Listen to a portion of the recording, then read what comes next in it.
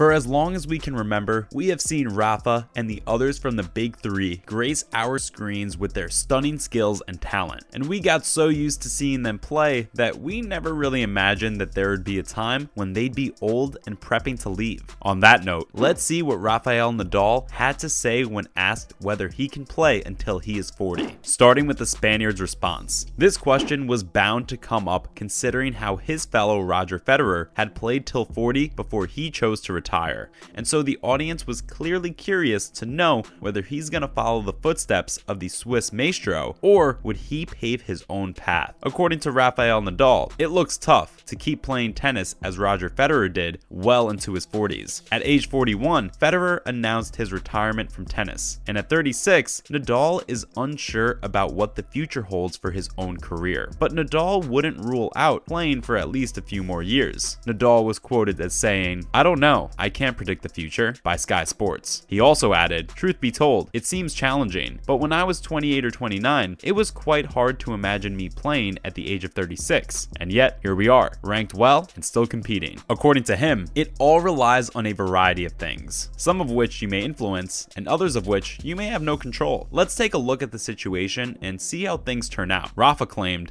"I am super happy to be where I am at the age of 36 and a half, and let's see.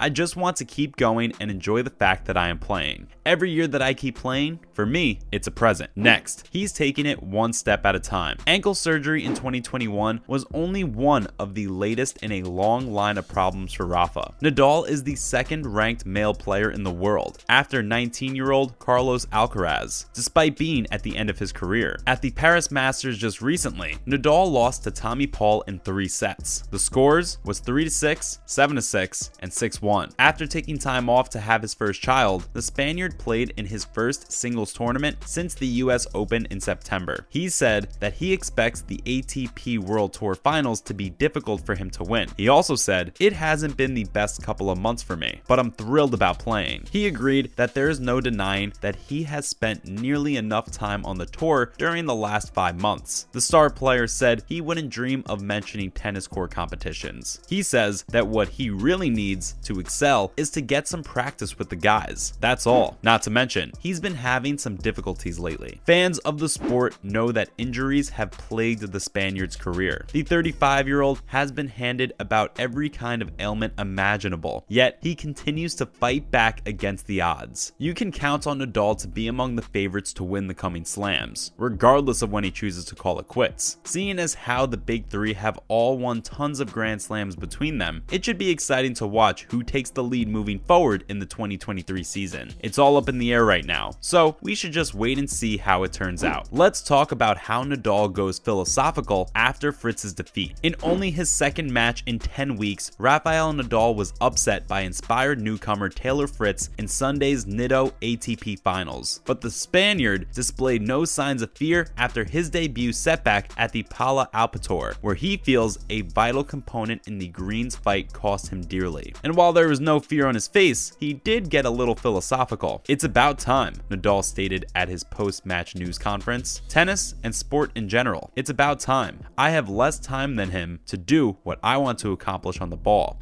I felt like everything occurred so fast. Usually, when it occurs, you're worried and you don't have the time to play the sort of shot you want." Since Rafael reached the 4th round of the US Open in September despite dealing with an abdominal injury, his sole singles performance at the tour level was a 3-set defeat to Tommy Paul at the Rolex Paris Masters 11 days ago. The 36-year-old recognized the difficulties of taking on top-flight opponents directly after an injury hiatus. "For most moments of the game, I was in a defensive position and he was in an aggressive position," Nadal remarked. "That happened, but every time I came back from an injury, it's not usual play against great players from the first day. This is what happens when you come back and play Masters 1000s. Moving on, the respect was still there, but even though he was sad and philosophical, he was still full of admiration for Fritz, the first American singles player to take part in the season finals since John Isner in 2018. The 25-year-old showed no anxiety as his crisp stroke strokes successfully pulled Nadal around the court during the pair-robin duel. Nadal said that Fritz played very well and added, "We can find different ways to explain what happened of the day." Rafa said he couldn't take his strength. Clearly, the others will need top-notch skills to succeed on a court like that. There's no time for anyone to consider their options and come up with a strategy. Everything moves at such a rapid pace. He said that you're under continual scrutiny when you're serving like Fritz. That kind of service forces the receiver to aggressively go for each and every return. As for him, he simply didn't perform his part well enough, so his opponent got the credit. What's more, he's still trying. Despite losing in the first round of the Nitto ATP Finals, Nadal is still striving to finish the year as the year-end #1 in the Pepperstone ATP rankings. He needed to beat Felix Auger-Aliassime in the green group match if he wanted to catch up to Carlos Alcaraz and Stefanos Tsitsipas for the #1 ranking, but unfortunately, that didn't happen. He geared up for his third ATP head-to-head match against Auger-Aliassime,